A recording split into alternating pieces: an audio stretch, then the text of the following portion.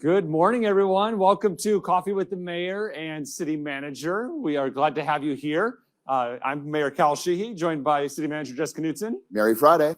So we are 1 week earlier than normal because the way the schedules work. So thank you for accommodating that and joining us 1 week earlier for this edition of Coffee with the Mayor and City Manager. As always, we'll go over some hot topics that are happening in Lake Havasu City, and then we'll turn it over to those in the room that have any questions about anything we covered or anything else that might be on your mind. So we'll start with road construction. There is a lot of that going around our community, most notably on Acoma Boulevard. We're working on underground infrastructure, actually. So even though we're feeling it on the road surface as we drive that road or get detoured around certain areas, we're working on areas underneath the ground. And that's part of our water main replacement program. This is a program that we have built into our plan to ensure that our water mains are operable and that they're maintained and that they're changed out. We're doing this in anticipation of repaving Acoma Boulevard. And so we not only are we doing work, but we also have the gas company is doing some work as well. We don't want to go into our roads and repave them and then have one of the other underground utilities have to come in and say, you know, I need to get in there and do some work after we just paved it. So the way that we're going to be doing the road work on Acoma is after all of the underground work's done, they're going to be patching it as part of the contract for the water main program, and then we'll repave all of Acoma from the highway to the highway. So the entire area in June, July timeframe should get repaved? So we'll start road construction in the July timeframe. So everyone's patience on the south end of Acoma, but we're looking at, like you said, all the utilities, all the underwork utilities that we want to get replaced and in good condition before we put asphalt down. But the goal then is from McCulloch to McCulloch. I mean, from 95 to 95, all of Acoma will be repaved, and we'll start that process. For the most part, construction for the asphalt will be in July. So I know we're spilling a lot of coffee out there as we go down the roads with some of the patches and repairs, but we're going to have brand new utilities and laterals and mains and Unisource is putting everything that they can put underground as well too. And it's all said and done, we'll have a real smooth road all up and down Acoma. So that was really important for us to be able to identify roads that need repair and roads that are highly trafficked. So we did a pavement condition index survey just a couple months back, and the data is amazing. So we're able to take a look at the condition of our roads. Do they need a new pavement? Do they need crack sealing? What type of treatment do they need? And Acoma really stuck out on that one. And then I asked the team as we put together the CIP, the capital improvement plan for council for next 5 years on the street section. Hey guys and gals in public works, we need some road projects for years 4 and 5. So what they do is they look at the PCI index and say, you know what, the condition of these roads in these areas warrant that we're going to plug in these road construction projects for year 4 and 5. So Acoma is on the list right now, but we have lots more spilled coffee to come. So this goes with our continued investment in road networks and road infrastructure. We've done millions of dollars over the last several years, and we'll continue to do that. Acoma is just the most recent example, and as just mentioned, we have more roads that will be coming in the future. We're also getting ready to start on our annual street maintenance program. So that'll include fog seal, crack sealing, chip seal where appropriate. That'll be happening throughout the community. That's weather dependent. So, generally people are like, how can we always do it in April? It's because the weather conditions are most favorable for those types of applications that are put down on the roadway. And that's part of our general road maintenance program that will be going concurrently with some of these other main road projects that we'll be doing. So, and again, all of this is guided through the PCI compliance as just mentioned, or PCI index that was done. That's the pavement condition index. You may have seen those vehicles coming around the community several months ago. They're really high-tech vehicles that we're taking, going on every lane mile that we travel, and doing sonar and all sorts of different technologies to take a look at the road and the condition of the road and the base underneath the road, so that we can make informed decisions using data when we're making our road improvement projects for the CIP program. So really exciting. When we did the PCI, when the surveying, we talked about lane miles. So every lane is its own mile, almost a 1,000 lane miles that we surveyed and indexed as part of this program. So a lot of roads to keep track of. Yes. Yeah, very much so. We also just recently at the council on Tuesday, we approved an ordinance that we call the road ordinance, or we joked and called it the Councilmember Dolan ordinance. He's been working on this for quite some time, but this is the work in public rights of way ordinance. And so this is where contractors come in and they have to cut up our road for some reason, whether they have to repair underground infrastructure that they may have underneath there. They may need to connect a new development to the infrastructure that we already have. And we've seen that time and time again where they do that and then they patch it and then all of a sudden you drive over it and you feel the bump because the roadway is starting to sink. So with this new ordinance, there is compaction testing that's required. There's patching requirements that are now attached to it. Where they can't just do a quick patch and move on. They actually have to go through a full process when they're working in the public right of way so that the motorist and the taxpayers don't have to experience that going forward. So we had the first read two council meetings ago, and then we had the final adoption on our last council meeting, which will be a marked improvement for the areas that have development or have work that is done underneath the roadway when it occurs. So anytime that moving forward down, there's a system and process in place per code, per city ordinance that say this is how the patches have to be placed. Even the patches that are taking place for the most that are happening on Acoma right now, even though we're going to rip that up, those patches have to be put in place in the quality that we have an expectation for. You see a lot through the community where in the past you see that sunken dip every time that there's a patch. Well, we don't want those anymore. In addition to that, too, what it also accomplishes, the ordinance was adopted by council after the second reading, as you indicated, Mayor, but we'll be coming to the next council meeting to present to the council the fees associated with that new ordinance. And so what we've identified is that if we have a brand new road, say when Acoma is all said and done, and a contractor wants to come in and cut a lateral into that road, it's going to be a very high fee. And the requirements to cut into that road are going to, the patch has to be big enough. So it's going to be seamless enough for the motorists and so forth. So if you're going to cut in that road, a brand new road, it's going to be a very high fee. Year two, a little bit less, but still pretty high. And then, we get in like year five and then the fees tailor down just a little bit. But so then we can reach out now and say, Unisource, if you want to cut into our roads, it's 10% of what it's going to be, or even less so. What it's going to be if you cut into that road right now prior to us doing the pavement work that's on there. If you wait until we're done with Acoma, the price is going to skyrocket. So we want fresh asphalt, and we know patches and we know things like that are going to have to occur from time to time. There's breaks, there's laterals, there's new construction, things like that happen. But we're strongly encouraging that through a variety of different ways, including this code, for that to happen prior to new pavement being placed. And it always seems to happen that the cut has to happen where our tires drive. And so we feel it the most. And some of the reason for that is when our roads were originally built, it maybe was just a 2-lane road that's now grown into a 4-lane road or into 2 lanes each way with a center turn lane.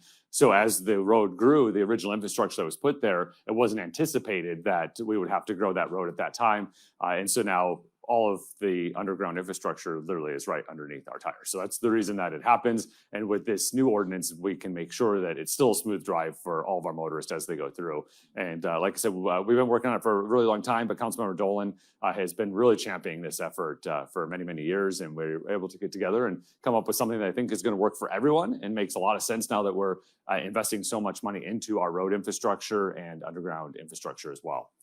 You may have noticed since last time we were all together, there's several speed feedback signs that are up throughout the community.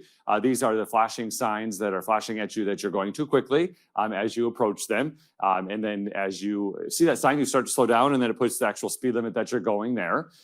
It was put together with a grant from the Metropolitan Planning Organization for us to get those speed feedback signs. And data indicates that in those areas, speeds start to reduce. And that was what the goal is to make our roads safe. Oftentimes during coffee and otherwise, we get lots of complaints about motorists that are speeding through neighborhoods or speeding on roads.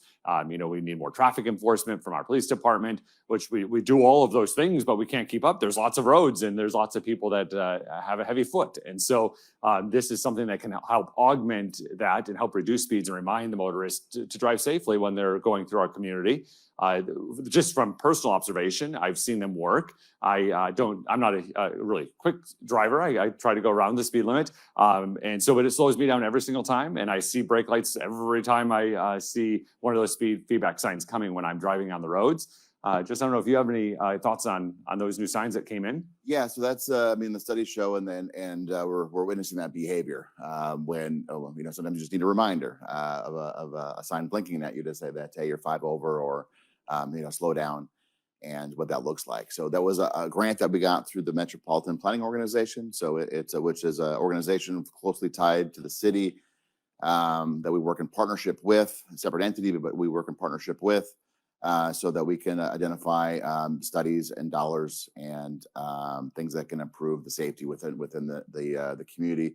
That was a project that qualified, so the MPO applied for it. They're federal dollars, so we take a look at that, and in terms of strings attached to some of these things. So, but we're able to get through probably about 6 or 8 months of just preparation of checking the boxes for the feds, and also the requirement for us to bring in consultants to take a look at the placement of these. The placement of the feedback signs, for the most part, are all identified in areas that are further away from like stop signs, right? So you don't want to put a speed feedback sign within 50 feet of a stop sign, because you're not going at a speed that would need a feedback sign. So the cost, if you take the total cost of the program and divide by the number of feedback signs, that's not a proper way of going about it, just because of all the work that took place in order to prepare for all that, all the strings attached to the federal dollars. But there's 26 total new feedback signs. 4 of them are on 95, and 22 are throughout the city. Prior to that, we had a handful that were already in place, and we're getting positive feedback. We're seeing the behaviors that we want to see, in terms of just, hey, a reminder that I'm going a little too fast, and traffic is slowing down. So we get lots of complaints from residents within the community that indicate that I'm on a busy road. There's lots of speed occurring. What can the city do about it? We have we all know that there's certain streets within Havasu that are kind of a shortcut. So those shortcut streets are the ones that get traveled in a heavier than they should be, with speeds higher than they should be. So we're trying a few different things. We have the mobile speed trailer. Our good people in law enforcement are doing the best they can to slow down the speeds. Speed limit signage when it's appropriate. If it's not posted within the community, it's 25. But sometimes we do put up a 25-mile-per-hour speed limit sign, just as a reminder, because people are traveling too fast throughout this neighborhood. But and then we keep pleading with people is be safe, slow down, and be respectful, especially when you're traveling through a neighborhood. There's kids out there. There's people that we need to be mindful of within their surroundings, and so just be respectful. So this is another tool in the toolbox, and always looking at technology and new ways of trying to tackle the same old problems. So when they first went up, the feedback was shock and awe, but now people seem to be excited about it from the feedback that we're receiving, either social media or in person, and they're working. So we'll continue to look at creative and innovative ways to help manage speeds throughout the community and ensure that the roads are safe for all of the motorists that are on there. So we are in the process of the budget right now. So it seems like we always are talking about the budget, but that's because the budget takes a greater part of the year. Departments and all of those folks start in early fall, and then Jess and his team through the winter and early spring months. And then it starts coming before council for public hearings and discussions about setting the priorities in the mid to late spring, with final adoption in early summer. And so we are, the very first part that the council has an involvement in is during our annual planning session in January. So we set priorities and give direction on, with the feedback we're hearing from citizens, the priorities that we would like to see and continue.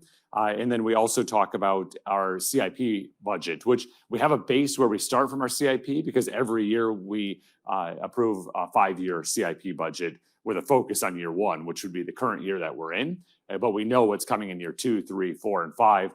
That doesn't mean we don't make adjustments to that based on new priorities or changes in operations or changes in systems or changes in technology, but it at least gives us a basis from that. So obviously, we want to ensure that we're transparent and open and have open dialogue through all of these processes. At our council meeting on Tuesday, we also had a report from our financial auditor that was to the council talking about last year's audit, because we have to go through an audit each year. Of course, our department does, our administrative services department that houses finance does a fantastic job when it comes to reporting. If you ever want to see any of the information about budgets or where we're at financially, you go onto our website. All of the documents are there. I think just a few of the things is every year they win an award for their presentation and compilation of the data. This last year, we were awarded the highest bond rating we've ever had before, which is basically our credit rating, which AAA minus, yeah. AAA minus, which gives us First ever. great advantages when it comes to financing institutions or people looking at us for our financial health. We don't really go out and get loans or do financing, but if we did, it would be helpful. Last year, we did go through and refinance our sewer debt, the existing sewer debt that we have. We didn't extend the amount of time. We just wanted to take advantage of the AAA minus rating and get a better interest rate. And just through that process, it's saving us $1.2 million a year in that fund, which allows us to put back into the fund to help offset infrastructure and investments in that area. So we always want to be open and transparent, engaging with our citizens. But Jess, you want to talk a little bit about the next phase here of the budget before we have our work session in April? So staff has been working tirelessly for the last several months. Jill Olson and the admin services team and the budget team have been working longer than that. But we take a close look at everything that we've done over the last year and make sure that we are in a good place in terms of how we determine the funds for the following year. What does maintenance look like? What do schedules look like? What's the cost of power look like? What projects are we going to be looking closely at? What do our residents want? What does the council want? What do they expect? And trying to put all those things together. We try to be as innovative and creative and efficient as we can with the dollars. So if we have, if there's any way that we can come up with ideas to connect one department to another department for a project that's going to save us dollars in the long run, we're always looking at return on an investment. So if we can identify dollars for a project now, that's going to save us funds moving forward, then those are going to move to the pile in terms of recommendations coming to council. We'll have a ribbon cutting here in a couple of weeks, I believe, for a brand new fuel site. It's for city vehicles. And that's going to help us with identifying a fuel site where we're buying in bulk and then the savings we have on the fuel. So that was a big deal. In addition to that, if there was ever a power outage, citywide power outage in Havasu, there's probably 1 or 2 gas stations that have a generator. Our police vehicles, our fire vehicles, our public works vehicles would be on overtime at that point, making sure that our citizens are protected. So we need a fuel site that's going to be that we can fuel and keep going, and it'd be a seamless approach. We need to be worried about the residents, not waiting in line at a gas station. So that's an example of something we've done and that we're doing right now, and there's been several projects that kind of fit that mold. A lot of conversations that take place. So from my perspective, and again, the department's been working very, very hard. Jill's been working very, very hard. And then in 2 weeks, I sit down with a full budget week. And so I got meetings all day, every day, Monday through Friday, meeting with every department, talking about every division, going over the budget, talking about what works, what doesn't work, what the expectations are moving forward from the citizens' perspective and from the council's perspective. And then we get to a point where we have a fully funded, balanced budget that's transparent, that is something that we can be proud of, and we'll bring that to council and have those conversations with the public to say, how are we doing? Is this proper? Is there a need for improvement or changes or maybe priority shift a little bit? And we'll do a couple work sessions. First work session, I believe, is coming up April, or is it end of? Do you know the date, Jerry? Maybe you can help with that. We got two budget work sessions coming up. One will focus on capital projects, and then the next one will focus more on the operations. If council wants to see additional work sessions, we're prepared for all of that. But a lot of a lot of thought, a lot of preparation, a lot of constructive criticism going back and forth between departments and staff, and trying to find out the best approach to do things as efficiently as possible and for the best bang for our dollars that our residents can be very, very proud about. So in municipal government, we have to have a balanced budget, which is something that other levels of government should probably take into account. But every year we have a balanced budget. We're fiscally sound in Lake Havasu City. We have a fiscally conservative budget that we've done in years past.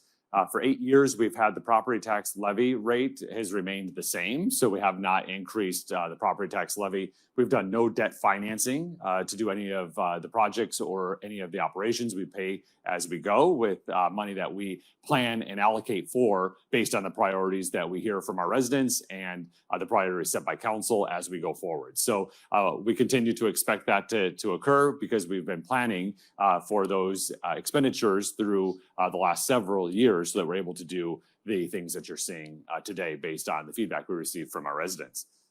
We also are working on our general plan. We actually now have an official draft of the general plan. The general plan is the overarching planning document for Lake Havasu City. That is the overarching document that takes into account the land use planning. So what different land uses will be used throughout our community. Every 10 years, we're required to update the general plan. Our last one was updated in 2016. That's why we're here in 2026 updating it. We go over several different factors to ensure that we account for the educational needs of the community, the employment needs, housing from multifamily all the way up to single family housing dwelling units, quality of life, open spaces, all of the things that are important for a vibrant community are incorporated. It takes about 18 months total throughout the process. There was actually a story in the paper today giving an update because we had an open house on Wednesday. This week, Tuesday or Wednesday. And it was well attended and people were going through and giving feedback on the plan. We encourage continued feedback on the plan. So if you have the opportunity, please go to our website and take a look at the draft plan of the general plan and then give your feedback. Is there something that might have been missed? Is there something that we need to address that is not already addressed in that plan? Throughout this last 12 to 14 months or so that they've been working on it, there's a steering committee made up of citizens from all walks of life in Lake Havasu City that have been really looking and analyzing each point and all of the feedback received by citizens through the process. There's also been a technical advisory group that's been working through on that part. And then there's been lots of community outreach and engagement, both online, through social media and in person, trying to meet our residents where they're at so they can participate and be a part of this plan. But we want to make sure that we get it right. The plan is so important for all of our future development and where Lake Havasu City finds itself now with the build out that we currently have. We need to really be very mindful of all of our land use designations and what the future of Lake Havasu is going to be. The process from now is we have a 60-day window that it's open for public feedback on the draft plan that's out on the website now. And then we'll go to a public hearing at the Planning and Zoning Commission for review and recommendation of approval to the City Council. The City Council then would review it in a public hearing and they would either vote in favor or not in favor. And then it would go to the general ballot in November for the voters to ratify. It's that important of a document that the voters need to weigh in and make sure that we all accept this plan that's been led by our residents, but is also now coming together in a document form. Just I know your team's been working really hard on the general plan in addition to their regular duties. I don't know if you have any feedback or anything to add to it. Just kudos to Jeff Tuneman, our Development Services Director, Chris Gilbert, our Senior Planner, Trevor, our Planner, Shelby, who's in the office, and Jeanette Nutt that do just wonderful things when it comes to pulling all of this together, and the rest of the team that has been a vital component of the success of the general plan. So very happy with how it's unfolding.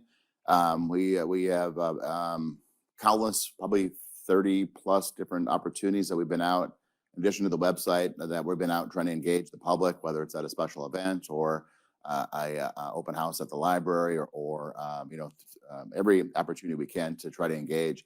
As we talk about, this is truly is the people's plan. So we want the people to comment on it, and it'll be accumulation of the perspective of our residents that'll be identified there. General plan, big 30,000 foot view down on Havasu to take a look at land use and connections in terms of land use and transportation and those types of things and how things will connect with our community moving forward.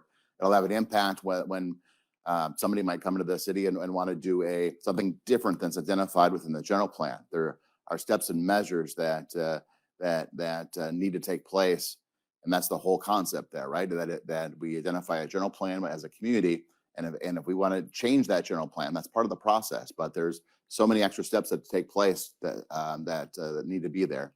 If you don't have the proper zoning or the proper general plan, then that changes things in terms of the hardships, if you will, that are placed on that applicant. One of the cool things that's coming out of this that I'm watching and seeing unfold and I think is pretty great, just because it's coming from the steering committee, it's coming from the residents. All the conversations we have over the last several months is shoreline preservation. So if you look at the map when it comes to the island, you'll see specifically on the north side of the island where we have that beach and all the spaces where our residents have enjoyed that space for generations. Looking at preserving something in the midst of about a 200-foot buffer along the shoreline on the island specifically, and preserving that for some type of like a public access easement. It's a similar concept that the city has been working very, very hard for many years when it comes to the channel. The channel has always been kind of private property. And we all take it for granted as we walk through that area that any new owner could come in and close down that access. But we worked hard to put in place, with cooperation of the private property owners in that channel area, to preserve public access. It's an easement dedicated on the deed, so that the public will always be able to travel through there, enjoy the channel. And we want to do something similar. The concept is we're trying to do something similar to the general plan, and then there's more steps for staff to take and for consideration of council, that we can identify that same type of access. Again, a public access easement that's tied to the title of the property, that would allow our residents for future generations into perpetuity to enjoy these areas and access them, and which I think is our residents what they want, and we hear that, and we're trying to do our best to do that. One of the challenges is that property is owned by state land. So similar to the city trying to come onto your property and say, we want an easement or we want this, we need a level of cooperation from state land, and or we can be creative working with them, because our residents are saying, let's get this done. So we're working very, very hard at all angles possible. We are talking to state land, have been talking to state land for some time on what that looks like. So that's one component, one of the many things and conversations that are taking place with the general plan process. And there will be another effort that'll be coming before council here in the coming months to try to achieve that in other angles as well too. Yes, shoreline preservation has been something that citizens in Lake Havasu City have been focused on for decades. We have done some work on the council with a resolution, making sure that everyone knows that shoreline preservation is important to our citizens and to our community.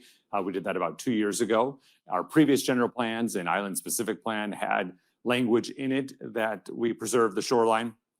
Now it's just making it more clear in this general plan with the words in the plan itself, and in the action that Jess is talking about that will come before council, so that we all understand that shoreline preservation is going to be an expectation for our citizens to have access to in perpetuity. So lots of work has been done on that, but it's really been guided through this general plan process, which is a great example of getting our citizens involved in making the document even stronger and better because of that feedback.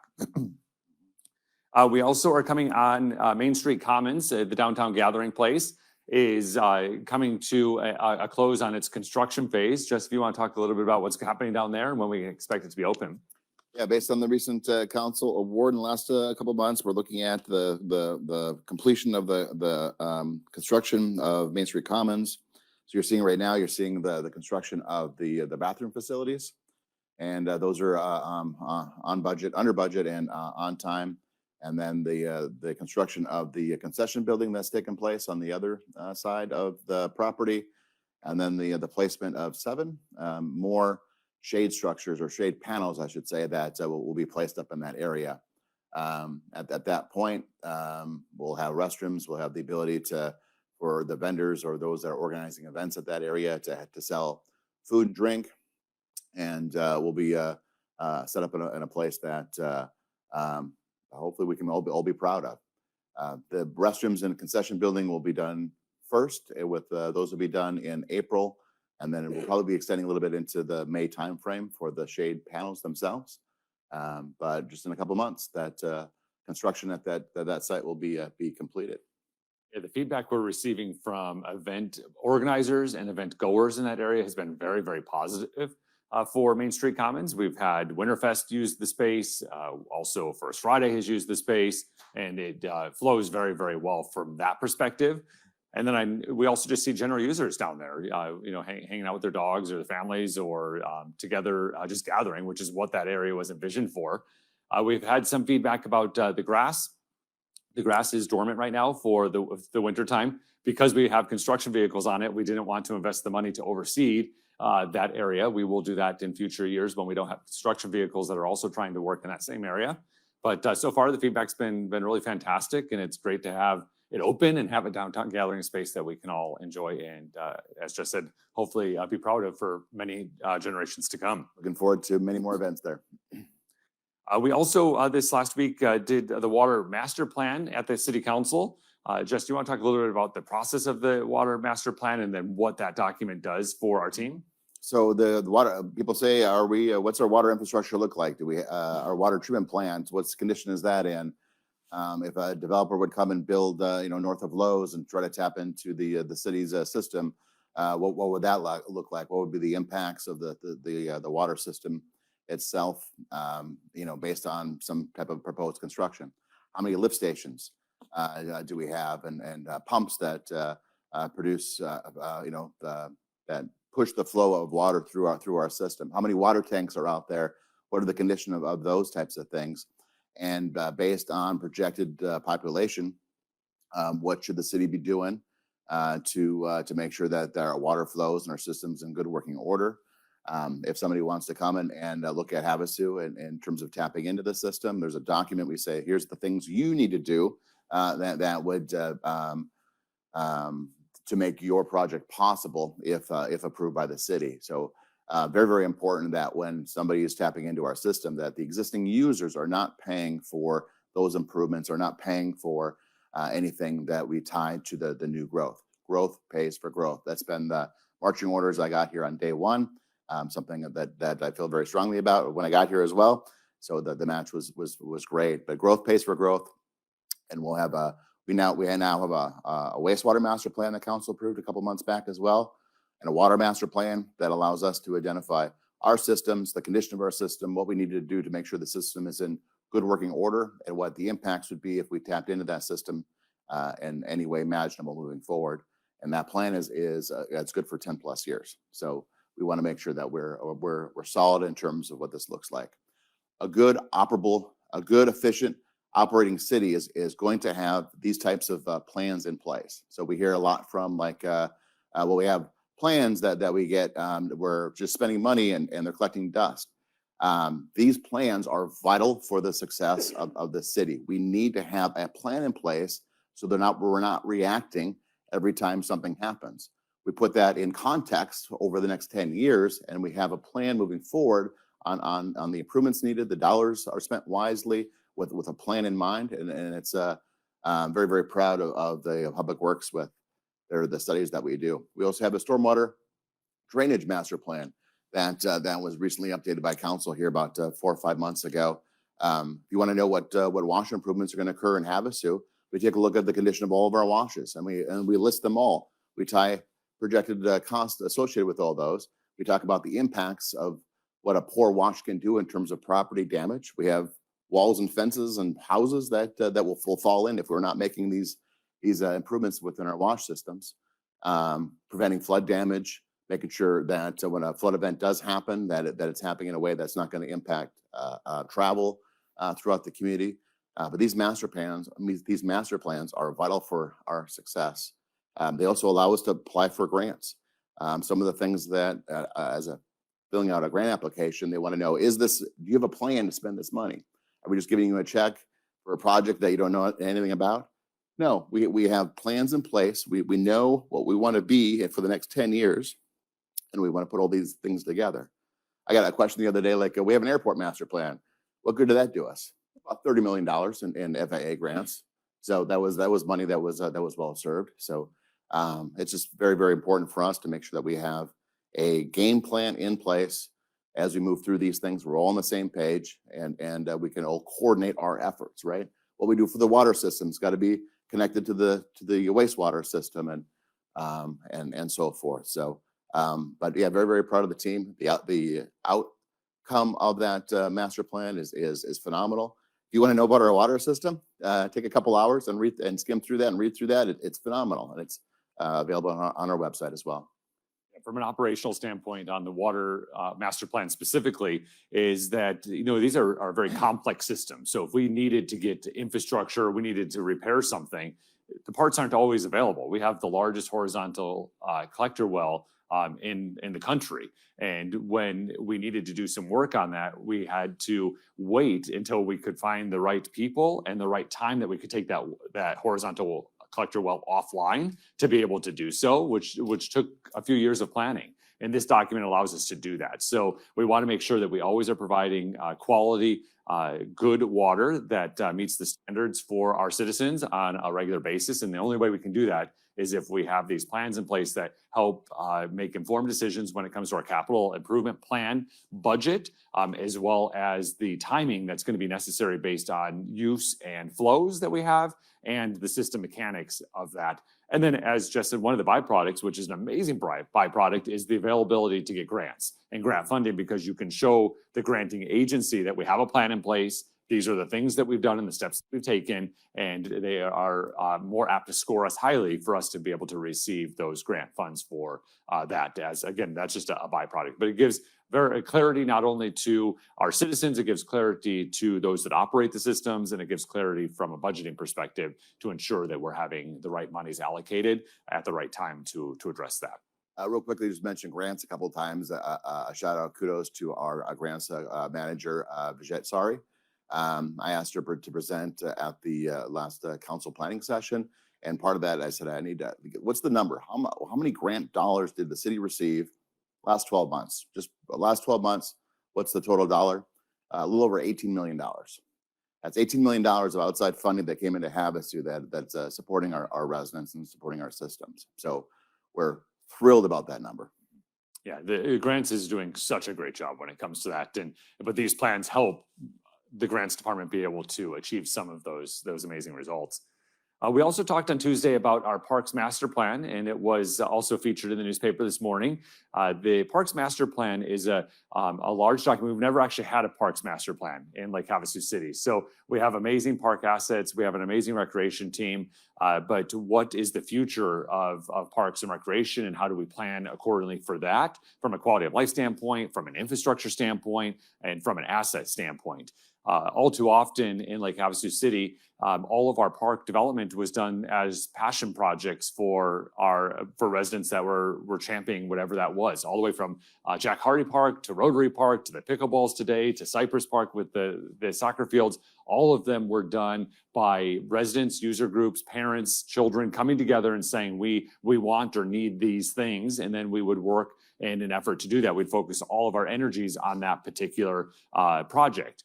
Versus having a master plan that we can take a look from a long range plan when we hit certain population thresholds that we may need a second or a third pool, or when we hit a certain population that we might need another baseball field or a soccer field, or whatever the needs are. They're going to be based on the user group. So it'll be very similar to the general plan as far as the process. A lot of community engagement from user groups, citizens, the community as a whole, talking about how they use our systems, what they would like to see, what they may have been accustomed to in other areas. Is that something that we would like to entertain here?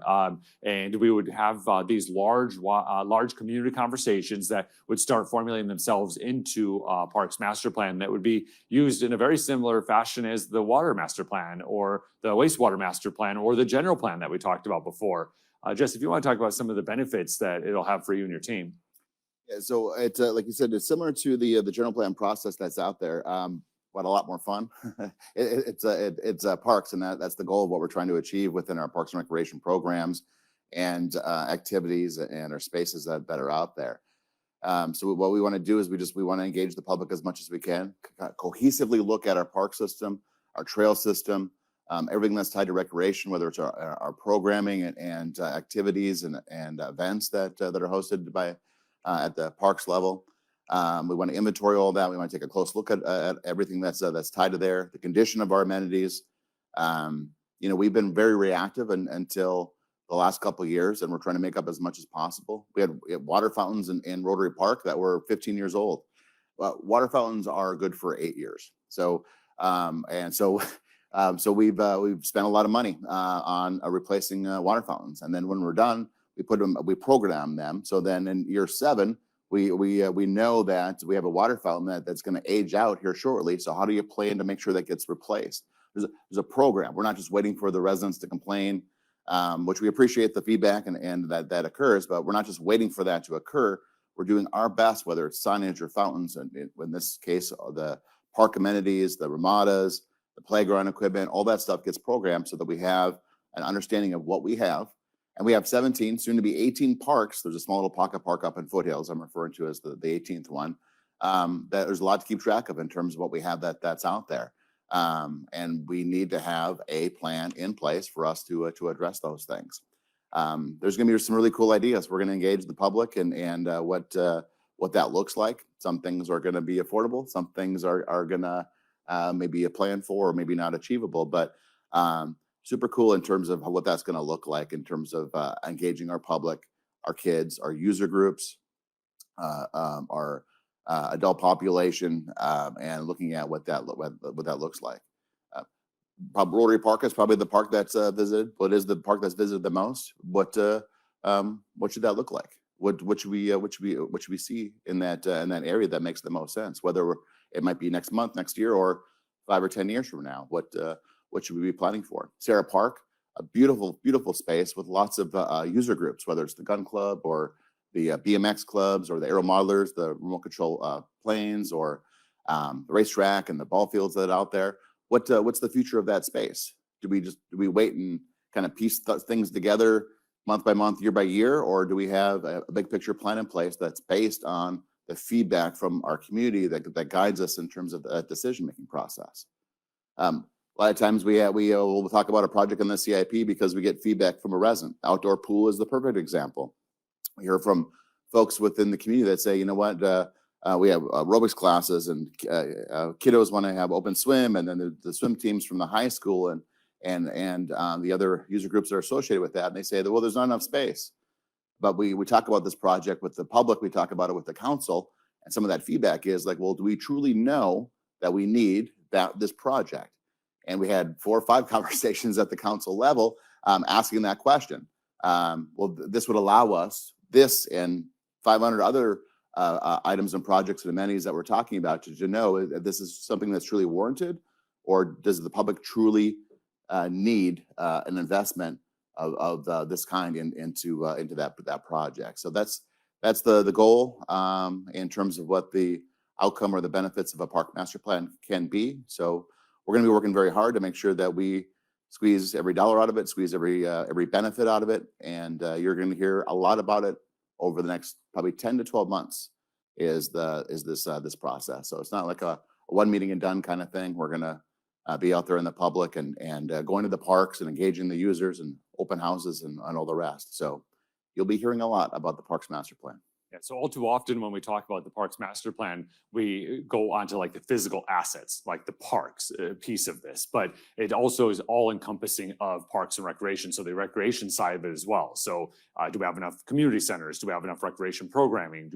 How is our after school program? How are our summer camps that we take care of the children in our community when they're not in school? How are those working and how are those operations? So it's all encompassing of the entire Parks and Recreation department. One example of why this would be helpful is I always turn to Cypress Park. And when Cypress Park was built, it was just an old baseball diamond with no grass, and it was owned by the school district, not really used that often. And we were going to work in partnership with the school district to improve it for the soccer community. Our soccer community has about 1,200 families that are involved in the program. It's a lot, and there was not enough field space for them to do this. This is 2016 timeframe or so. The parents and user groups and the passion leaders for that project assured us that by doing Cypress, that would meet the needs of the soccer community for decades to come. And that's noble, and they thought that was the case, absolutely. But they're not experts in that field, and nor was I. I took them at their word, and they believed in what they were saying, but they didn't have data to support that. And so we now are busting at the seams in our soccer program, and we do not have enough fields for soccer. So what does that? 1,800 kids, I believe, are in the soccer. I don't know the number of kids. I just know families. Families, yeah. Yeah, Okay, it's 1,200 families with, obviously brothers and sisters, but Right. yeah. So when it comes lot of kids. to, so many people. Yeah. So what it means for the families is that our kiddos now are having to practice well after dark. So 8 o'clock, 9 o'clock practices, and these are school age, elementary school age children that, still need to be on a schedule and have dinner and baths and to bed and back up for school the next day. I mean, it's impacting our families. Just recently, you may have seen on social media with our Little League and our baseball programs. We don't have enough field space for them. We seem to have enough that it's workable. And I say that, it's lots of compromises that have to be made for our littles. But when it comes to our older kids in the program, we only have one field for them to be on. And so we have teams that are having to practice in areas that aren't where they play their games. So if you have a multiple sibling family and you have all siblings involved in these programs, you could be running all over town trying to get your children to their practices and to their games at different locations and different sites. And that's not ideal for our families. And so the Parks Master Plan will help ensure that some continuity is built in, that we can put age-appropriate field spacing in certain locations so that families don't have to be running all around. I mean, there might get a threshold where one of the kids gets older and has to go to a field that is in a different area, but these are some of the goals that come from a Parks Master Plan, where we can make data-informed decisions that really drive the community from a complete parks and recreational standpoint, and things that we don't even have now. So Lake Havasu City is ripe for a really great trail system.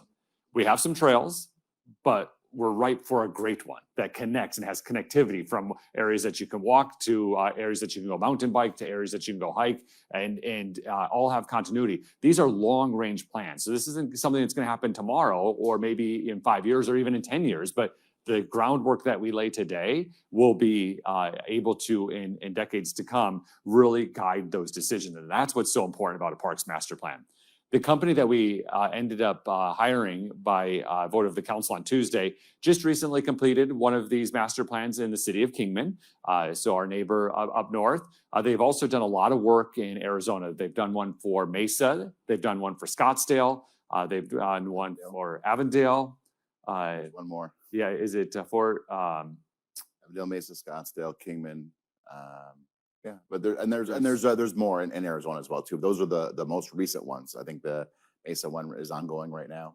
Yeah, so these are great planning documents that we're able to use. In today's newspaper article, there is some discussion about, there was a plan done in 2018 for a sports complex at Sarah Park. And that's true, but that was one specific component of one specific piece of land that we have. That's what the plan was for. The Parks Master Plan is the entire system and the entire community and the opportunity for what can have for things we don't even have today. So that's the difference between that. This is not a plan that would be shelved. This is a working document similar to some of the other plans that we talked about earlier with the Water Master Plan or wastewater plan. Talking about parks, we also have really exciting stuff happening with ball field lighting. So it's really exciting for lots of people. It's exciting for users that use the ball fields. If you live on the south side of town, it's really exciting if you want to look out your backyard and not see bright shining lights from your back patio. But we have new light technology that will be going in at Rotary Park and also at Sarah Park. It is similar to the lighting at Cypress, where it doesn't allow for light pollution. The technology allows the light to be where it needs to be, shine on the field that it needs to be, but not go past that field. It's pretty exciting. In the budget that we had set aside for this year, we had enough for for Rotary Park, and then for 3 fields at Sarah. 2 fields at Sarah. Yeah, and then coming back to council to see if council wants to finish that for fields 2 and 3 at Sarah Park. Yeah, so when we awarded the bid, the council discussion was, that doesn't finish everything at Sarah Park. So it only takes care of 2 of the 4 fields. What would it be to do all 4 fields? And let's take a look at that. And council gave that direction to Justin and his team. So they're going to come back I actually believe it's our next council meeting, for council to consider doing all of the lights at Sarah Park. So, which would be a great improvement. So you might say, well, why is this important to us? It's important for the users because currently at Rotary, the light technology actually puts like black specks when you're looking up trying to catch a ball, so you can't see the ball. And there's blind areas and blind spots at Rotary. And the light technology, it's the old light technology that if you turn off the lights, that you have to wait about 15 or 20 minutes before you can power them back up. It's not efficient. It will be LED, and it also will stop the light pollution, which is a really great improvement that lots of citizens are asking. And from the cheap city manager perspective, it's going to save us money on the power bills. We're replacing high pressure sodium and middle halide lighting with LED lighting. So much more enjoyable for the users and much cheaper for our taxpayers. Moving on to the second bridge, to give an update, I'll give some context of what is the second bridge project, and just so you can talk about the details that your team's working on. But through direct appropriation from the state of Arizona and the efforts of Representative Biasucci, at the time, the efforts of Senator Borelli, who's now Supervisor Borelli, and Representative Gina Cobb and Representative Gillette, who have both worked on this effort for us, we were able to get $35.5 million for a second bridge. That money has already been turned over to Lake Havasu City. We are earning interest on that money as well, and all of the money that we received, the $35.5 million plus the interest, will all combine to be used for the second bridge project. So for years and years and years, since the 70s, when Mr. McCulloch first got here, we were always going to have a second bridge. And so we have planned over the years to have a second bridge with right-of-ways on both the mainland side and the island side. We've worked hard to secure those and work with the partners. On the mainland side, it's Arizona State Parks. On the island side, it is Arizona State Land Department. So working through those areas with those partners so that we have where the bridge is going to go. Roughly, the bridge is going to go in between the Hampton Inn and the Lakeside Inn, where we enter for most of the events at Windsor 4, is roughly where you'll get onto the bridge. And then we'll go across the channel over by the Lakeview, Kingsview condos, and then run parallel to Crazy Horse Campground into the island. So that's roughly where it's going to be at. We're at about 60% plans, and that's where I'll turn it over to Jess to talk about what that means and what we can expect. Yeah, lots of conversations in terms of the bridge. Obviously, the road network that's connected, what those intersections are gonna look like. Our partnership with Windsor, the state park there. We're doing our best to minimize that impact as much as possible, and then beyond that, we're trying to do things that might enhance or benefit that event space. So just met with Director Bob Broscheid with Arizona State Parks, was here in Havasu yesterday for a ribbon cutting that you attended, Mayor, for Cattail Cove Campground. And so you utilize that opportunity to talk to him about the impacts of that bridge and what that looks like. In the end, we still need a signature from Mr. Broscheid or from State Parks that's going to allow us to construct the road network and connect that bridge to London Bridge Road. But we're making great progress. It could be happier with the speed of the project. It's been about 12 months since we pretty much have the team, design and construction team under contract working together.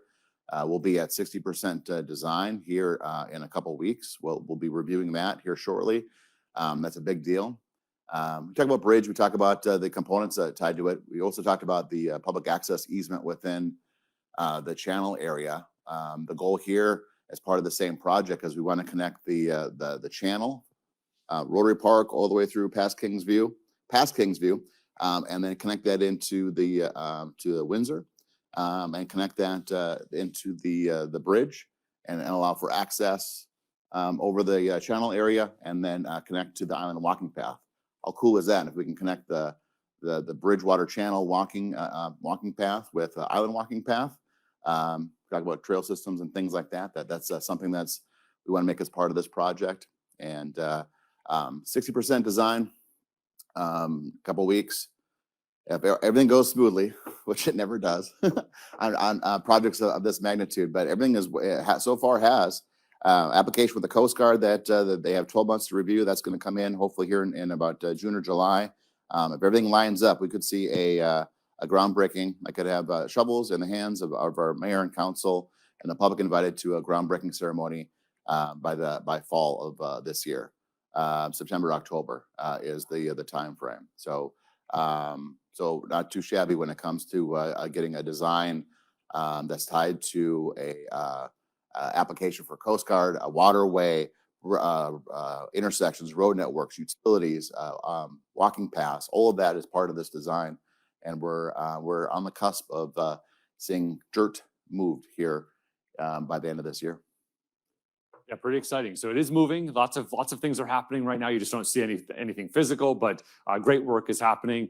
The Cattail Cove State Park is doing an open house today. So if you have an interest or you are a Cattail user, from 10 to 2, you can go down and get tours of their new facility. And they've opened up that reservations actually open on Monday, but you can see all of the new areas that they've been developing over the last several years. So pretty exciting project at the south end of our lake and our community. Moving on to Fire Station 7. We talked a little bit about it last week or last coffee when we had the chiefs join with us, but Jess, you want to give an update where we stand with Fire Station 7? Fire Station 7. So the two projects I hear about the most. Where are we at with the bridge? Where are we at with Fire Station 7? And making great progress on that one as well. Fire Station 7 is a project that's been funded as of July 1st. So a little more over halfway through the budget, the fiscal year for this budget year. And we should be at 90% design here in the upcoming weeks for us to review. So a lot of hard work and preparation. So people get a little anxious in terms of where we're at, because people are using their calculators, pencils, and rulers to make sure that the project is designed properly. We get the cost estimates, and we're reaching out to the contractors to get bids to make sure that when we finally do come back to council for that final contract, guaranteed maximum price, no surprises with the bid opening, or the guaranteed maximum price not to exceed that we bring before council. That'll be happening here in just a few council meetings. And we'll have that in place again with the 90% design shortly here. And if all goes well, I'm usually the guy that comes out and under promises and over delivers, but we've been talking about some of these dates, and we're on the cusp of some of these things. So I feel a little more comfortable talking about shovels in the ground, some dirt being moved in July timeframe to commence with the construction of Fire Station 7. That'll be all over off of McCulloch and Sloop area, serving not just the foothills area. I have got that question a couple of times lately. It's the surrounding area of that Lake Havasu. So we did a fire study that we did about 2 years ago to indicate where we at with response times, and are there any areas within the community that are being underserved, and where's the proper placement of the Fire Station 7? And that's exactly where it's going to ensure that we are decreasing response times in that area, but also decreasing response times in other areas because other stations aren't having to respond there. So huge investment. We used some ARPA funds to fund that project. That was obviously a priority for council, obviously a priority for our residents. And we're on the cusp of seeing Fire Station 7 in just a couple months as we move some dirt. Really exciting to be able to get that project done. We've been talking about it for quite some time, and it will enhance public safety for our entire community on that location. Not only did the fire study look at the location of Fire Station 7, they did an analysis of all of our fire stations just to make sure they are in the right spot. And from a planning perspective, should we be looking for other resources to move them or reallocate them if that was necessary?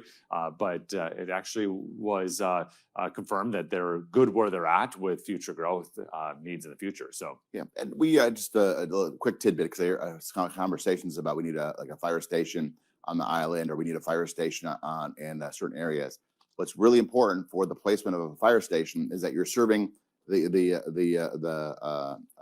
radius, the perimeter, and what that looks like. If you put a fire station on the edge of your community, you're only serving half of that diameter. So we want fire stations in areas that they can serve the surrounding areas. So that's key, and that's the goal. Or that's the intention and the outcome when it comes to Fire Station 7 and the rest of our stations. you want to talk a little bit about the CAD system? A huge upgrade. Yeah, huge upgrade. On the technical side, I'm gonna fail horribly, so I'm not even gonna attempt it. But essentially, we talk about a public safety CAD system, and this is something that I'll joke a little bit here that Chief Doyle, remember Chief Doyle, our police chief, did wonderful things for our community. He said, you know what, I'm gonna leave the implementation of the new public safety CAD system to the next guy because it's such a huge effort. And Troy Sterling said, no, not a problem. I got the team in place that we can accomplish that.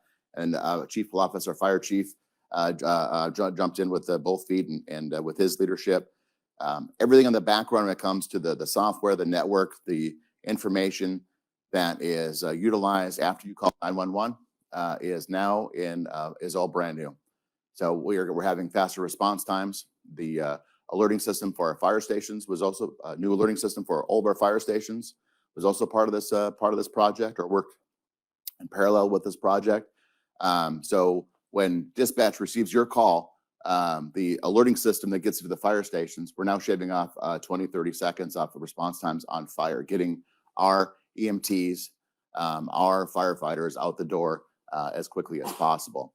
Our officers are going to have the maps that they need, the information that they need, the GIS background in terms of like all the data that's available when an officer is going to respond to a certain call, maybe at a certain building, and so forth. Is it tied to all of that? The call details, the booking process when the bad guys or those that make a mistake within the community are booked. All that is tied to that system. There's so much, and I know. Think about how important it was, or how vital that implementation of a new software program when it comes to 911, right? So we had police, we had fire, IT. I think about 12 Motorola guys that were in there, all there for the implementation to ensure that when we switch over to a new network, that next person that calls 911 is going to reach dispatch. That's going to get a response from public safety. So a huge deal in terms of that implementation. Captain Williams is here in the room as well too, and he was a vital part of making sure that was a success. So kudos to you, Captain, that on that project with everybody that was involved there. So just a really great effort. Something that made us a little bit nervous in terms of how we implement that. But now that it's in place, it is allowing us to provide information to our fire experts, our police and law enforcement experts to better respond to our residents and better serve our community. So it's a huge win, a big deal on the background and what it takes to serve our community.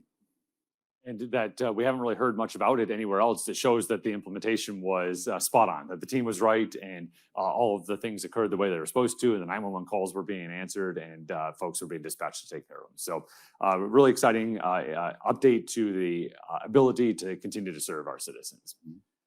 All right, we're getting to the part of the program that will take any questions you have, but we do have Teen Break will be coming up before we meet again. That's one of the programs offered by our Parks and Recreation team. It is for middle school and high schoolers are allowed to go to the Teen Break. It's 3 days of themed activities, lots of fun through a partnership with Anderson, Concord, and boy, there's about don't do that because there are about 7 sponsors that are out there that are helping us with dollars. Is it London Bridge? some really great people. that are sponsoring I've donate seen the for this logos on event. the bottom, but Yeah. amazing people that brought this together for our community. Yeah. But one of the opportunities is that one student can win a jet ski through a process that will be afforded to them. So really exciting time. If you have any children or grandchildren that are middle school or high school age. Rise is that fun, would be part of it. and for 3 days during spring break, I think it's $45 per kid to register and participate. And yeah, we're looking forward to a really big, great teen break this year. Yeah, should be a lot of fun. So I would like to introduce one of my colleagues. We have Vice Mayor David Diaz joining us this morning. Thank you, Vice Mayor, for being here. And Vice Mayor Diaz is actually going to take the microphone around. So if you have questions, let us know about anything we talked about or anything else that might be on your mind. Yeah, unmute. At the bottom. The red's a mute and then green is on. Just hit one button. Yeah. Yeah, I was just wondering, what is the new bridge going to be made of? Is it going to be granite like the old one or made a different way? Steel or something? Yeah, great question. So during our planning session, we actually had the bridge there, and council members went through and didn't decide, but put their preference of what type of materials and enhancements would be there. One of the goals is we don't want it to overshadow the London Bridge, and so it would be a bridge that has some nice enhancements to it, but it would be made out of concrete.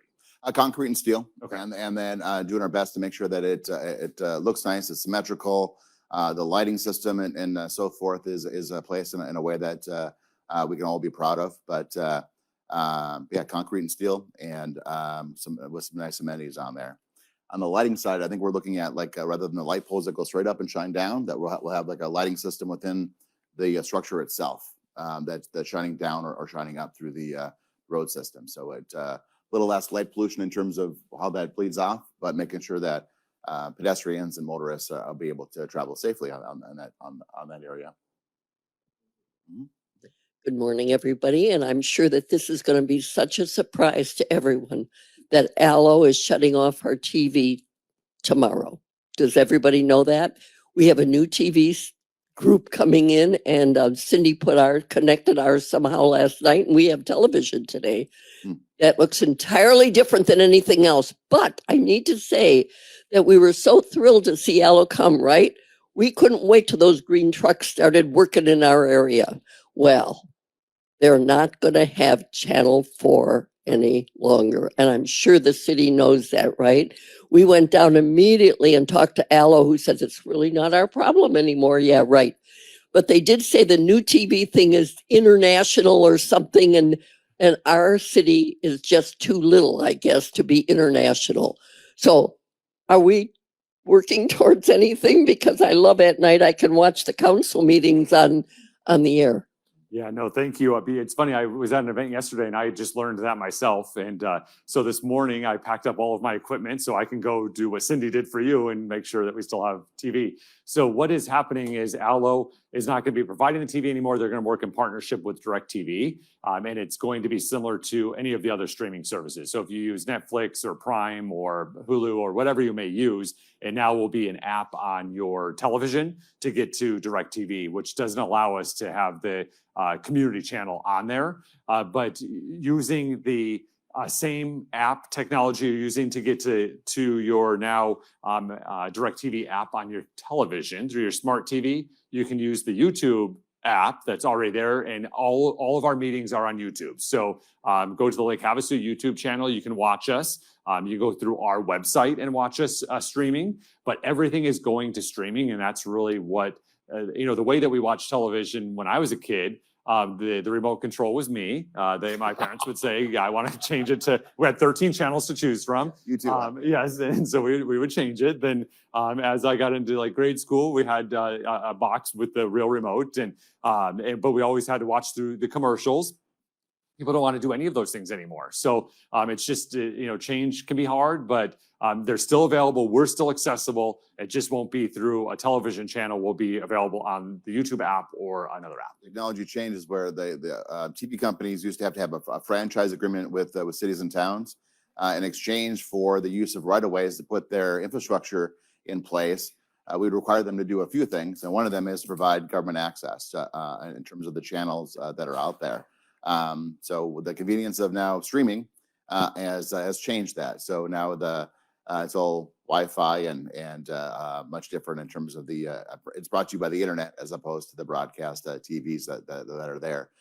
A big change, and a little concerned in terms of what that looks like in terms of the connection that our residents have with a board of supervisors meeting or a city council meeting or a planning and zoning commission meeting and all the things that we do. Transparency is vital, and we need our residents to keep an eye on everything and provide the necessary feedback that we need. But go to YouTube, like Kalamazoo City Municipal channel, hit subscribe, and then you'll get notifications when something comes up. You have to keep track of some of those things, but we're hitting a couple buttons as opposed to just turning it on channel 4 now, right? Yeah. I may add also, the board of supervisors meetings are live on YouTube in real time. Mhm. And you're going to save a ton of money actually by Allo not having, you could just, all you need is Wi-Fi from Allo and you can watch anything you want. Yeah. Anyone else?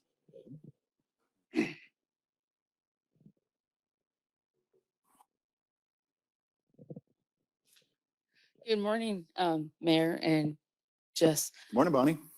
Um, I know I brought up crosswalks a lot, and I would just like to recommend that we have a crosswalk study done for our city because I believe that there are a lot of unsafe crossings that could use crosswalks. For instance, on Swanson and Riviera, that is a major, it's a dead end into a complex off a side street, but there are a lot of pedestrians in that area. Being wanting our downtown to be a walking area, we also need to make it safer for our citizens. And then a couple weeks ago, a beautiful, amazing person was hit in front of Albertson's parking lot over there on Smoke Tree because of the darkness of the area. There's not enough light that the driver didn't see the person. They didn't see her crossing the street.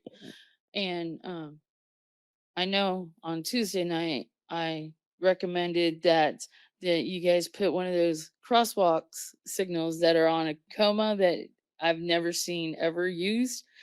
I actually thought about walking there once just so I could use it, but that would be really good on Smoke Tree and Swanson and Smoke Tree and Mesquite. And those are the areas that I use, but there are lots of citizens in the city that maybe if you reached out to the citizens of the city to ask where they feel crosswalks could be improved just for their safety, I wanted to recommend that.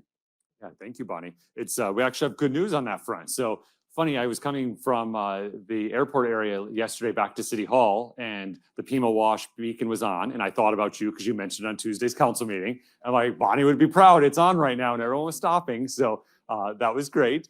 But Jess has actually reported that we are doing a study at Riviera and Swanson, and we're also doing a study at Wheeler Park.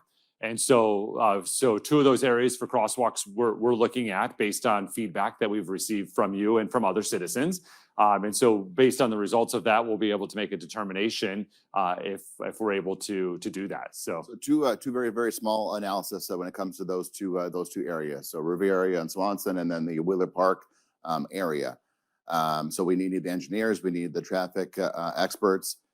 Those that understand ADA, they understand that we want, if we do anything over in those areas, that it improves safety, as opposed to just putting paint down and having that false sense of security that's going to kill somebody. So we can't just put crosswalks where we want to put crosswalks because people will die. So if we're going to do something in those areas, there has to be more of a thought. We're talking about the Hawk that's on Acoma. That was $500,000. So $500,000, at older intersections would be excessive. But there are obviously some things that we can do in terms of some improvements in these areas that might assist. So all that multifamily, all the housing that's on Swanson, we have people that are running, or not running, but walking across the middle of the road between intersections to get to where they need to on the other side of the Swanson. So the outcomes of these small engineered analyses that are going to take place is going to be two possible outcomes. One is that for an efficient amount of dollars, we can put something in place that's going to provide access for pedestrians in those areas. The other outcome, which I just need to know the answer to it, is that wouldn't be cost feasible, or there isn't an engineered solution that would provide a safe passage for a pedestrian. So regardless of the outcome, we're going to take a close look at it, put the experts in place, and they're going to tell us that that's possible or impossible. Yep. We got a microphone. Yeah, So come see us afterwards, Bonnie. We'll talk more about it. So, yeah. Mayor, Vice Mayor, and City Manager Jess, thank you guys. For those that don't know me, my name is Taylor Harrison. I'm a candidate for council coming up. My question, we talked a lot about all the plans coming up, and I've been at a lot of these meetings. One of the things that's been in the news the last couple of weeks is the, I guess, the non-agreement so far for the lower basin states as far as water allocations. And I know that Havasu has been very conservative. We're using just over half of our acre feet allotment of water. But the concern is, what does that allotment look like for the future? And I know that that's outside of city hands, but what does that plan look like for working with the other states, the other municipalities, the county board of supervisors, et cetera? Yeah, great question. Yeah, so that's on a lot of people's mind, and it's in the newspaper every day about the Colorado River and the management of the system. So we're talking about the post 2026 guidelines on how water is managed up and down the system through the dam system. And it's Lake Havasu has been on the forefront of making sure that we had water allocation, water access for decades. Councils long before ours have done really great work, and we've picked up that work and continue to do that. Each of the areas, it's done by a state basis. So although we have maybe some similarities to our friends across the lake at the Chemehuevi tribe, they're in the state of California, so that's different, and they're also sovereign as a tribe. And so we're working with the state of Arizona. Each state of the 7 basin states, so it's Wyoming, Colorado, New Mexico, Nevada, California, and Arizona, including a treaty with the country of Mexico, are all in these discussions about how we're going to be able to manage and operate the system. So we have diminishing flows of water based on an extended drought that we're experiencing on the system. We have increased use, and we also, the amount of estimated water in the first place was less than they allocated the river for. So they thought the flows were about 15 million acre feet a year. And they've never really been that. They've been more like in the 12 to 13 million acre feet, which already there's a deficit on the allocation, but we don't have everyone using their full allocation. So that's why you didn't necessarily feel it right away. So we have been very, very active on this front. There is an environmental impact study going on right now through the Bureau of Reclamation. Comments are due next week, so citizens can help engage as well. We're working in partnership with the Mojave County Water Authority for our comments to be included into that area. And you may have seen this last week in the news, it was Arizona could have a 77% cut to their Colorado River water allocation. And a cap or CAP would take the brunt of those cuts. Lake Havasu itself is a balancing reservoir, so our water levels won't fluctuate more than 3 to 5 feet. So some of the water levels that you might see in some other areas up and down the system won't really impact Lake Havasu. The benefit is the straws going into metropolitan water and to CAP are at the south end of our lake, so it has to go past us. So our water allocation will be able to be used. Right now, our contract with the Bureau of Reclamation for our water says that any cuts have to be off of the allocation. So that's our contracted document. But that doesn't mean that everyone might not have to share in the cuts from a wet water perspective. We just don't know that yet. What the most ideal solution is that the states come together and the states have the solution. The lower basin states of California, Arizona, and Nevada are in unison and are speaking with one voice.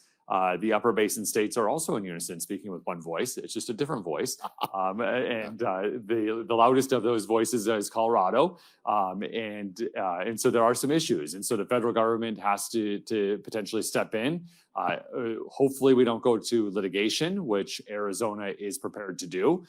They have allocated money in their budget last year and then also this year for litigation should that become necessary. That's just not ideal. We can find solutions to these challenges. And, maybe we don't operate with a 20-year operating agreement. This was 2007 to 2026. Maybe we look at a 7-year window or a 10-year where we can figure out the systematic issues that Colorado or the upper basin's having with the management, but still protect and preserve what it is that we're doing. So. Thank you. Hi. First of all, thank you for addressing the soccer field issue. You know that is a passion of mine. And I will say that one of the solutions this year has been that the kids are practicing for 45 minutes only at a time. And so that really takes away from, learning the skills and those kinds of things. But that's not my actual question. I have two. The first one is a softball. So the wayfinding signs, the blue ones that the city paid for on the highways, it was about 10 years ago. What is the plan for updating those? To remove ASU? Well, Or, yes, and to update it to Mojave College instead of Mojave Community College. okay. Both things. We'll put it on the list. Yeah, that needs to be addressed. So the plan will start after today. Yeah. Thank you. And then my second question is also something you've heard me ask about pertaining all of the citizens riding their e-bikes all over the place. I like to refer them as little e-bike gangs. If you guys have seen those kids riding around downtown, I always call them biker gangs. But I just I wonder, what is the plan for infrastructure for transportation? Is that part of the general plan? One of the things I know would be really neat, and I know it's kind of out of your hands, but that pathway that was along Pima Wash. Can you remind me of the organization that deals with the pathways along the washes? That's not us. That's Well, the Army Corps of Engineers Army Corps of owns Engineers, yeah. owns the washes. Yes. Is there any possibility of maybe looking ahead and doing some kind of trail infrastructure along the other washes in town that connect some of those larger areas of town that people could use for their e-bikes? Because those aren't going away. So that's my other question. Perfect. Yeah. So Jenna, you're a visionary. That's what the Parks Master Plan is going to do. It's going to take a look. We actually have 3 different efforts that are going on when it comes to the bike, e-bike, and infrastructure for those. One, the City Council adopted an ordinance about a year ago now. As we took areas around the pedestrian walking path on the island, the channel area, and we made those be under human power, so they can't be using the pedal assist or just a throttle on that area. Doesn't mean that's what's happening, but that's what the ordinance says. We have also started using our police service interns to help monitor that area when it comes to the e-bike for that piece of it. And education. Our school resource officers have been in all of the schools now twice providing education. So that's one side of that. But that doesn't solve the problem of, well, then where should we have them ride? Yeah. And that's the Parks Master Plan will help take into consideration with that, looking at innovative ways of partnering with the Army Corps for maybe using wash areas. And there's some challenges to that as well. Not all neighborhoods like people in the washes behind their house. And so how do we overcome some of those challenges? But it would be a great network for connectivity and continuity to move through the community. And then the other is the Metropolitan Planning Organization is working on the Regional Transportation Plan, which will take into account multimodal segments, which really that would eventually free up money through the federal program or process to be able to get grants to address some of those things. So we're attacking it from, and then also the general plan as well. So the general plan that's going on. So all of those areas will help support and what the uses of the plans, whereas one will say, these are some actionable things you can do right now. And then it also will open up the opportunity for our grants team to be able to use those plans to, when they submit the grants, to say it's supported by a community-led effort to be able to move in that direction. We're hearing back in addition to all of that, we're hearing back from our MPO that they're pursuing some dollars, state or federal dollars. I'm not sure what they're up to, but as far as the funding source, but I think what could be really beneficial to have us do in terms of how they go about it. They're called corridor studies. You hear a lot of that within the valley or other areas in Arizona. But basically, let's look at Oklahoma as a corridor and look at up and down in terms of what that looks like for pedestrians, e-bikes, what signage, striping, marking, what do intersections look like, all that type of thing. It's super tricky. Who would have thought that paint on asphalt could have such a big impact on pedestrians? Now the e-bikes, really a big challenge for Havasu too, because we only have so much right away. When McCulloch and his team designed and CB Woods designed Havasu, they only gave us so much right away. We don't have no more room to grow. We can't put another lane in. So what does that look like in terms of how we plan that accordingly to accommodate all those? Do we take a lane out and then and put a lane in for e-bikes? Do we look at the wash systems? But lots of conversations, lots of projects, lots of people much smarter than I am looking at these things. As you make your way back there, Vice Mayor Jerry, thank you for as far as budget dates. April 16th is our first budget session. May 14th is our second work session scheduled for the budget. And then final adoption for council will be on June 23rd. And then one update on Allo Television and watching public meetings. Steve Blake in the control room said that Channel 4, we have a Channel 4 on the Roku app. So if you're on your smart TV, it's on the Roku app. They can find it by searching LHCAZ TV. So LHCAZ TV. You can watch live council meetings and whatever's showing on Channel 4. So Channel 4 is still available on the Roku app. Just search LHCAZ TV. to get Mr. that. Blake worked very hard to achieve that too. Yeah, so thank you, Steve. I will let you know. Oh, please. Yeah. No, go ahead. In regards to those e-bikes, vehicles, we have speed limits for everything. Why don't we impose speed limits on these darn e-bikes so they can't go 30 and 40 miles an hour down the residential areas like they do? I mean, there's got to be a governor or something you can put on them, right? I mean, they used to do that in the old days. They put a governor on an engine, Yeah. so you can only go so fast. Why don't they do something like that? It might, it's got to slow these kids down a little bit. Yeah, so it is ever changing. When we adopted the ordinance, the technology to monitor speed limits was not strong enough. It's now since changed. So we may look at some speed limit areas, but again, it's about the enforcement. And then what we collectively are calling e-bikes, they're not all e-bikes. Some of these are motorbikes, electric motorcycles, Electric motorcycle. disguised as an e-bike. And so there's different classifications, and sometimes parents don't even know the difference. I mean, when we were having these community-wide conversations, they didn't know. So it's multifaceted and ever changing. But thank you all for joining us today. We are coming to the end of our coffee. Coming up next at 11 o'clock today, we are going to have a ribbon cutting at Site 6 for the new fishing dock. A big thank you to former Supervisor Buster Johnson, who provided funding for that.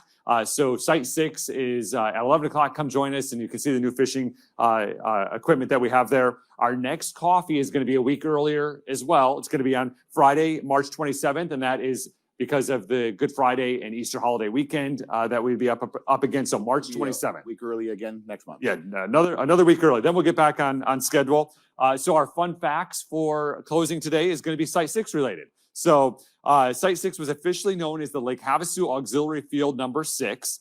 The branch of military that acquired the site was the U.S. Army Air Forces, acquired it during World War II as an emergency landing field for the Kingman Army Airfield's Yucca Aerial Gunnery Range. That's lots of words. The emergency field was established in 1943 and included 2 runways. The activities that took place besides just rest and respite, which is what the site was for our World War II service members, was they enjoyed swimming, fishing, skeet shooting. So that is a change of times, boating and hiking. So basically everything we still enjoy here in Lake Havasu City. The significance of the fishing dock is it's the only fishing dock that's owned by Lake Havasu City. It was originally installed in 1998. It's open 24 hours a day, and it's supported by amenities including fish cleaning station, restrooms, and a nearby boat launch access. The mayor of Lake Havasu City, when the first fishing dock was installed, was Mayor Melanie Griston Hannock, which is kind of fun. So again, Site 6, we would love to have you out there at 11 o'clock today. Thank you so much, and we'll see you for the next coffee on Friday, March 27th. Have a good weekend. Thank you.